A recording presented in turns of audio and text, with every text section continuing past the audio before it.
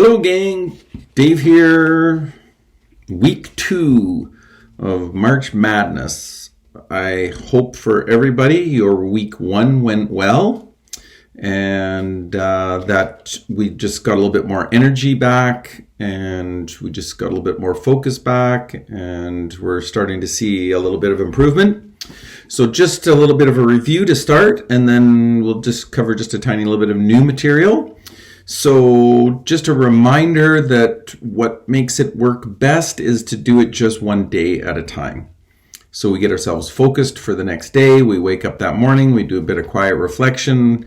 We decide who we're going to be, and we've got to look after our whole day, which might include school and some other things, but we really want to focus in on our session and just getting absolutely as much out of it as we possibly can. And so not only do we do it one day at a time, but we just do it one session at a time. And what it really comes down to is just one attempt at a time. And if we can do that, break it down into the smallest possible chunk, then that is really advantageous. And then if we can do it and then just let it go and then just get ready for the next one, then that makes the system work most efficiently. So just a reminder that the 3 things that we really need to be is we need to be our athlete A, and we need to be inside our bubble, and we need to be ready for the next one.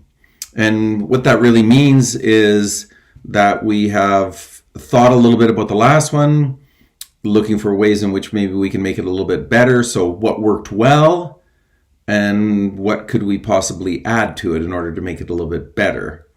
So I was working with a young ski racer the other day, and it's just like every time we'd go up the chair to do another lap through the gates, we would just talk about what went well on the last set, and then what we can add to it in order to try to make it a little bit better.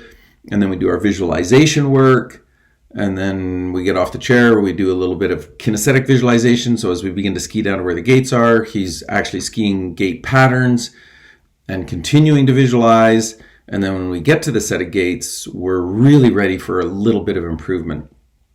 So you've got to try to figure out how to get that into your cycles as well, right? So you do it, you get a little bit of feedback from the coach, and then you visualize it, and that little thing about what worked well, what could we possibly add to it to make it even better, and then get ready and give it our best. So that's the process that we're after. Okay. So just a quick review on some of those things. So, we're so familiar with this card now: calm and relaxed and grounded and centered and positive and patient. And focus and effort is something that we want to work on just a little bit more today. So focus and effort are a magical combination that if you're super focused, but you don't put the effort in, it's all for nothing. And if you put a huge amount of effort in, but you're not focused, it's like, that's all for nothing too. So you gotta have both. And not only do we have to have both, but we have to have them at just the right temperature. So we've got to get the porridge to be nice and balanced, not too hot, not too cold, just the right temperature. So if we're ready, we've done our visualization, we've got the focus and the effort, and then we can chunk it down into just one thing at a time. So we do it, we let it go, we do it, we let it go, we do it, we let it go. That's going to make a big, big, big difference. All right, so lock down inside my bubble. I look after who I need to be inside the bubble. I know all these things outside the bubble are trying to get into the bubble to ruin the party, but my job is not to let them in. So I decide who I'm going to be, and I decide how much I want to get out of March. And I decide how focused I'm going to be on the very next little piece that I do. And so I'm continuing to sort of work with the notion of who do I need to be in order to do my best work, and all of these things that are trying to make sport difficult to do, which is why we do sport, because it is a challenge, there have to be managed. And so I got to pay a little bit of attention to those things, but not be bothered by any of them. And that's the trick. That's the trick. So then, of course, I got my athlete A. I've left athlete B at home. Athlete A is willing to make herself or himself just a little bit more uncomfortable, accept the risk and the challenge that's associated with it. And it is a bit risky, and it is, of course, challenging. And then the notion of the struggle and making the mistakes is really what it is in some ways that we're after. Learning how to manage those mistakes so well, and the struggle helps me build the speed of that little neuron traveling down that nerve pathway.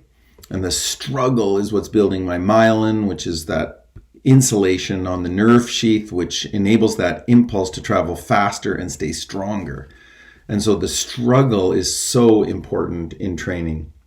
And that athlete A, not afraid to make mistakes because that athlete can manage them really well. And if we're pushing ourselves, if we're, when the coach says it's time to go, we really jump on board with that and we just go do it, then there's going to be some mistakes. The longer you wait, the more practice you get, the more you want to feel prepared for it, the more we're sort of missing opportunity. So we've got to actually take that little leap of faith. When the coach says it's time to go, trust the coach, give it a go, even though it's going to feel uncomfortable, even though you're not going to feel ready. And then you just go again, you go again, you go again. Each one we do it, we let it go. Each one we think, okay, what worked? What would make it a little bit better? And we just keep working away at that. And then the last thing, well, not the last thing, but the last thing of these group of cards is just getting that subconscious mind really engaged. So remember the conscious mind, five gals work up there, always sort of kind of like, debating, judging, not very happy sometimes. Excuse me. And if we can just keep them positive and we can just keep them visualizing, then the reticular activation system will get that information down to those girls. And those girls down there, they just need your trust. They just need your belief. And then they are good to go. So that's a really cool thing. So if we can get that subconscious mind a little bit more engaged, that's great. And then the final card is just the notion of your skills. And I know for a lot of you, the skills come and then they go again, and then they come and they go again. So you can't quite get back to that place where you were before, and it just feels like your skills have disappeared. But it's not true. Your skills are always there. And what's happening is you've lost that self-trust and you've lost that belief that it's possible. And so now the subconscious mind can't do quite as good a job. And so the notion of your skills don't abandon you, what happens is you abandon your skills. Excuse me. So we got to stop doing that. You just got to show up ready, be a bit more girl A, push through, and those skills will come right back. Anything that you've learned before, you'll learn again super quickly. So long as you can trust, so long as you can believe, so long as you're willing to push yourself a little bit, which just means a little bit braver, a little bit bolder, a little bit more willing. So that's that determination piece. Just a little bolder, just a little braver, just a little more willing. Okay, I hope you did have a great week. And I hope you're about to have another great week, because if we can do 4 in a row, oh man, wouldn't that be fun? Okay, so March Madness, week 2, just a little bit better than week 1 is all we're after. We're just constantly, as athletes, looking for that little tiny improvement as we go. That's all we need. Just every day a little bit better. Comparing only to myself, not comparing to others. Using others to motivate me and to create the drive to get better, but always satisfied when I can do just a little bit better myself, even if I don't catch up. As long as I'm getting better, that's what's most important to me. Okay, hope you're all doing great, and we will talk to you again in another week. And enjoy week 2. Take care.